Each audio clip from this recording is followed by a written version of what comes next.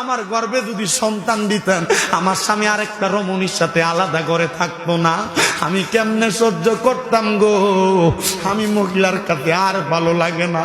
মহিলা এমন কান্না কানছে, কান্না করতে করতে করতে করতে মহিলা ঘরের দরজা খোলে না।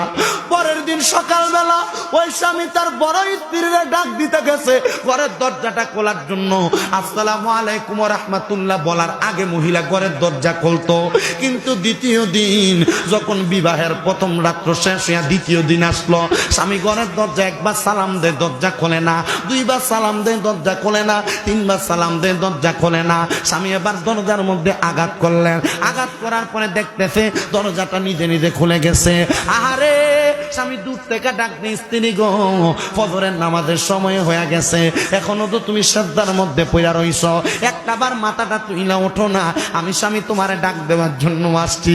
স্ত্রী একটা জবাবও দেয় না। স্বামী চিন্তা করলো, আমি একবার ডাক দেওয়ার আগে আমার স্ত্রী আমার প্রত্যেকটা কথার জবাব দিত, আজকে দিয়ে আমার বউ আমার একটা কথারও জবাব দেয় না। স্বামী একবার দুইবার তিনবার কইরা কইরা ডাক দেয়। যখন বারবার বারবার ডাক দেয়, স্ত্রী যখন কোনো